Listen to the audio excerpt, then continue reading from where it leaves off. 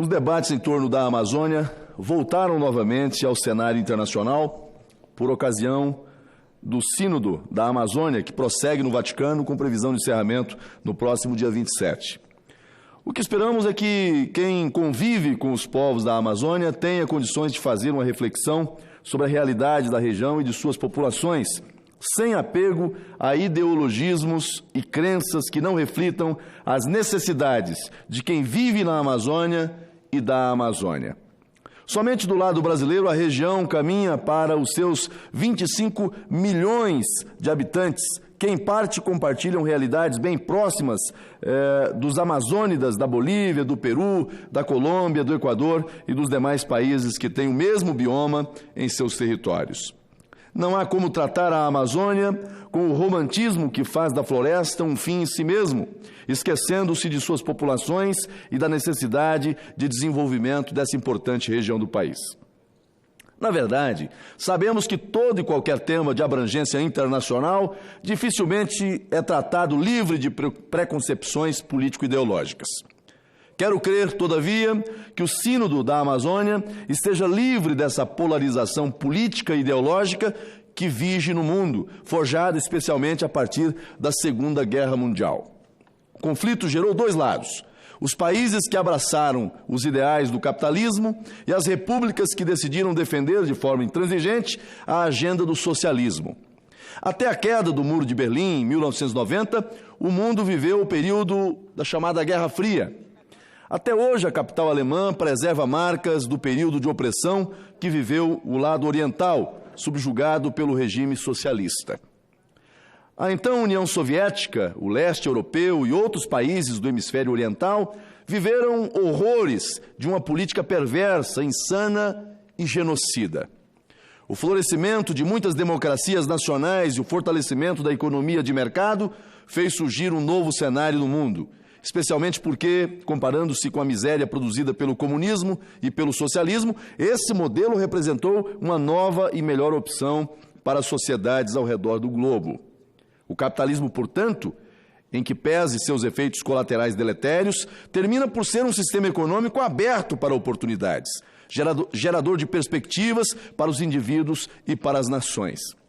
A granja, liderada pelo senhor Jones, é muito melhor do que a ditadura dos porcos, bem relatada no clássico de George Orwell, A Revolução dos Bichos.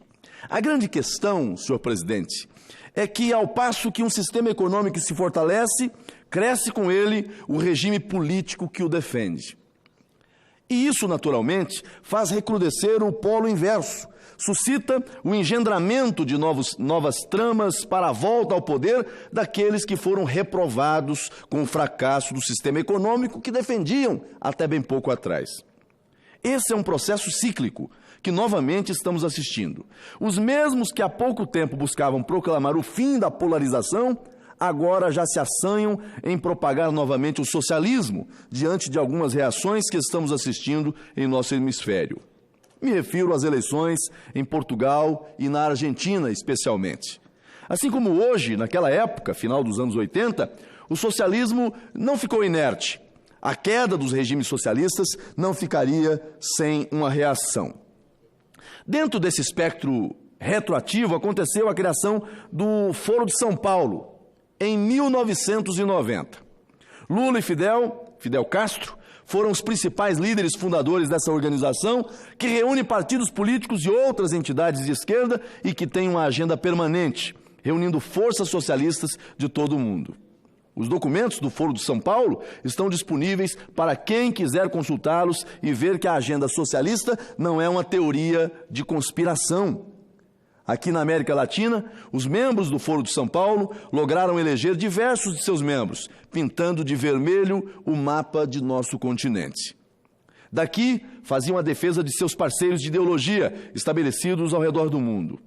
Daí as parcerias com regimes ditatoriais, como é o caso de Cuba, do Irã, além da remessa de recursos vultosos do nosso BNDES para outras repúblicas de governos socialistas espalhados por outros continentes. Pelo menos 15 países da América Latina e da África foram agraciados com as benesses brasileiras. Faltando aqui financiando lá fora. A eleição do presidente Bolsonaro, caro presidente Cajuru, representou uma ruptura com esse processo. Representou um rompimento com essa tendência. Uma ruptura que, naturalmente, não seria recebida com flores. E não foi. E não está sendo. Em nosso próprio contexto político, a rejeição ao novo modelo de governo se mostrou patente desde o início, diante da nítida resistência ideológica apresentada por setores políticos e, especialmente, parte da mídia e das elites brasileiras. Essas, mais pelo conservadorismo na área dos costumes. O quadro de rejeição já vinha se desenhando também no cenário internacional e recrudesceu quando surgiram as polêmicas envolvendo justamente a nossa Amazônia. A Amazônia brasileira, que agora será debate em Roma, não somente por bispos católicos, mas também por representantes das organizações das Nações Unidas, a ONU. De se ressaltar, aliás, que a curva da rejeição do novo modelo político escolhido pelo Brasil foi acentuada mais recentemente, justamente no âmbito da ONU, após o discurso, o pronunciamento do presidente Jair Bolsonaro. Ficou ainda mais nítido o desconforto internacional com as novas posições políticas adotadas pelo Brasil, inclusive no que diz respeito à nossa Amazônia. Para além da conhecida rejeição ideológica interna, ficou patente a irresignação dos patrulhadores ideológicos do mundo, especialmente aqueles assentados em cargos de destaque na Organização das Nações Unidas. É claro que a ONU não iria receber com naturalidade um discurso tão contundente, especialmente denunciando o socialismo na presença justamente de um secretário-geral que tem histórico envolvimento com a Internacional Socialista. Refiro-me ao português Antônio Guterres, que atuou longos anos como dirigente dessa organização mundial, a Internacional Socialista, que reúne partidos políticos, social-democratas, socialistas e trabalhistas de todo o mundo. O risco de uma imersão do Brasil em um profundo fosso por causa da agenda socialista não foi um exagero do presidente Bolsonaro, que em seu discurso confrontou a agenda progressista da ONU, que, dentre outros socialistas, tem nada menos que a chilena Michelle Bachelet, como a alta comissária dos direitos humanos.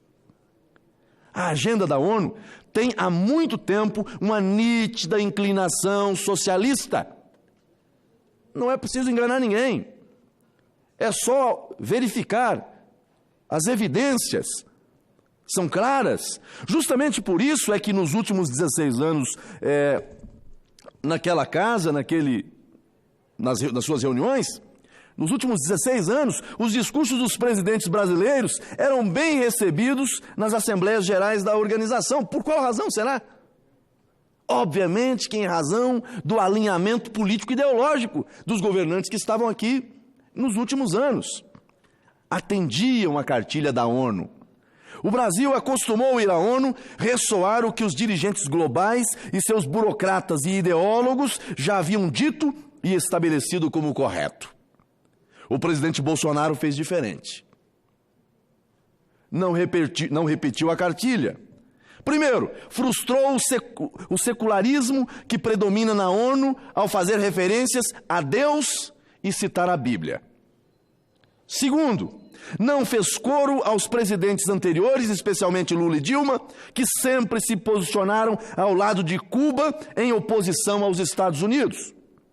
Terceiro, não defendeu a ditadura iraniana e nem se posicionou contra Israel na controvérsia com os palestinos. Pelo contrário, citou Israel positivamente e lhe dirigiu agradecimentos. Isso não arranca aplausos na ONU? Isso não arranca elogios da ONU, que estava acostumada a discursos e votos contra Israel? O discurso do presidente Bolsonaro também frustrou os progressistas do mundo quando não defendeu o indigenismo e o ambientalismo radicais. Defendeu a soberania brasileira, inclusive e especialmente relacionada à Amazônia, e apresentou um cenário realista da questão indígena. A ONU estava acostumada a ouvir discursos entreguistas, alinhados à sua cartilha, à sua ideologia. O que víamos era um Brasil cada vez mais refém da agenda global, especialmente nas questões ambientais, sem que se estabelecesse um contraponto. Eis que chegou o tempo do contraponto.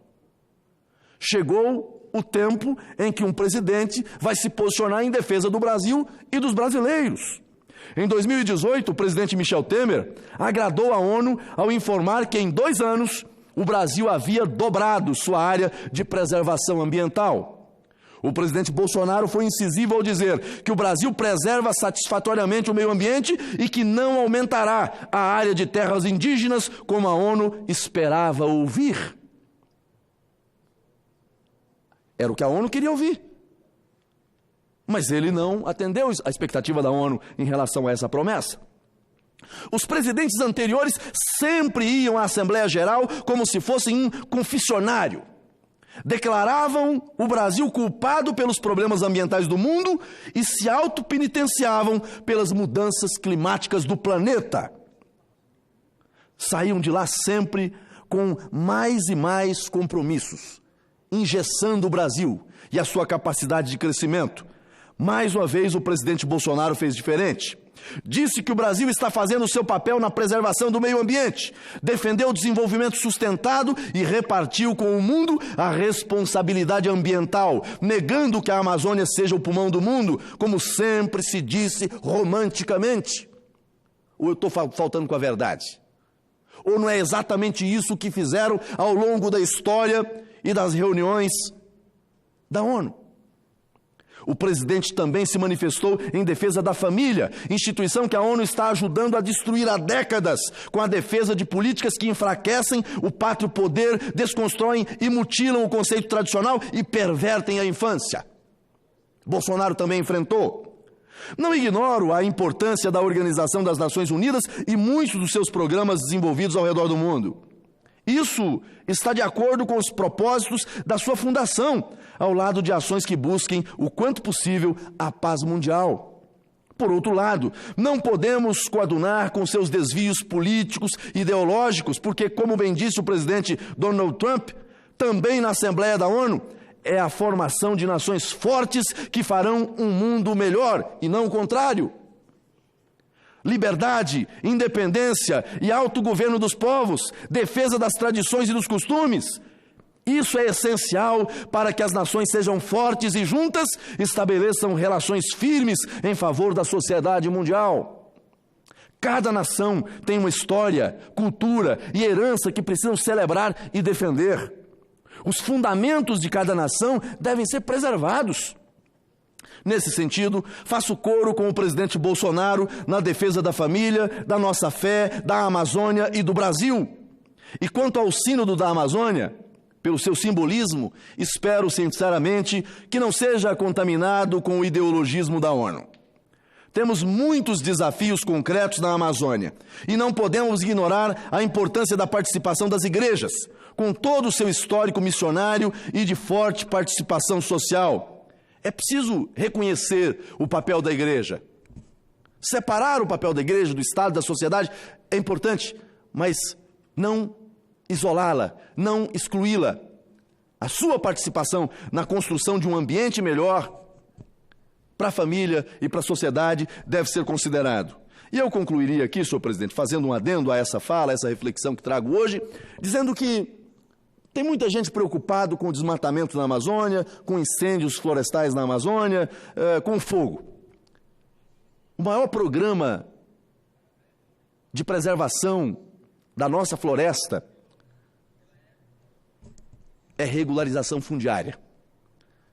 E eu não vejo esses arautos do conservadorismo, do ambientalismo, defender regularização fundiária. Não vejo. O melhor programa, o programa mais eficiente de controle do desmatamento e do fogo na Amazônia é regularização fundiária. Dar título, dar documento, colocar no nome, no CPF, saber quem é dono, o que tem, qual é o acervo de florestas, de rios, de encostas. Isso preserva. E uma outra coisa, vem milhões e milhões de reais para o Brasil, além do Fundo Amazônia, outros. Para onde é que vai esse dinheiro? Bom, Para onde não vai, nós já sabemos. Para onde vai é uma outra história. Aí cabe até uma CPI para apurar isso aqui. Agora, para onde não vai, nós já sabemos. Não vai para o cidadão que comprou a sua terra e que preserva lá 50%, 60%, até 80%, porque dentro do bioma Amazônia, nós temos, na nossa região, no nosso zoneamento, tem área que é 80%, senador Estives, de preservação.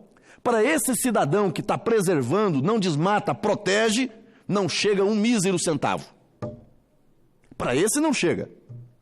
Chega para ONGs, para organizações, para muita gente chega dinheiro, para fazer relatórios bonitos, para dizer que está tudo certo, que céu de brigadeiro. Agora, para o cidadão que preserva, que pagou pela área inteira, mas que não desmata, que cuida, para esse o dinheiro não chega. Está na hora de enfrentar o problema de frente, na sua origem, na sua raiz. Regularização fundiária, mecanismos de proteção e financiamento da preservação. Tem 42 alqueires, está preservando lá 20, 30, 40, 50%? Vamos precificar quanto custa o hectare de floresta em pé. Quanto vale o hectare de floresta em pé? E passa a conta para quem desmatou lá fora, não fez o dever de casa para pagar. Porque tem gente que gosta de ficar no alto do seu desmatamento mor, pregando que a Amazônia tem que ser preservada na sua integralidade. Desmatou tudo em casa. Não sei se vocês se lembram da frase, né? Fazendas aqui, floresta lá. Isso aqui não é frase de brasileiro, não. Isso aqui é frase de americano. De gente que estava se preocupando em avançar, em produzir, melhorar a sua pecuária, melhorar a sua agricultura, ser mais competitivo no mercado global. E aí, por uma estratégia de mercado, olha, vamos expandir aqui e determinar que lá preserve tudo. É claro que todos nós defendemos sustentabilidade, é claro que todos nós defendemos equilíbrio, desenvolvimento racional, com equilíbrio, com responsabilidade, mas é preciso também, e eu concluo aqui dizendo, que o Estado reconheça o papel do cidadão de bem que está lá na ponta, cuidando, preservando, e que nada chega para ele senão as obrigações e às vezes multas pesadas, casos até de multas indevidas, porque não deu causa a desmatamento, não deu causa a incêndio de florestas. Então é preciso começar a compensar quem está fazendo o dever de casa e preservando aquilo que é um patrimônio que o mundo julga ser fundamental para a saúde de todos, para o equilíbrio do meio ambiente. Eu agradeço mais uma vez ao senador Stevenson por me permitir antecipar a minha fala e agradeço também Vossa Excelência, senhor presidente, que preside a casa nesse momento. Muito obrigado a todos.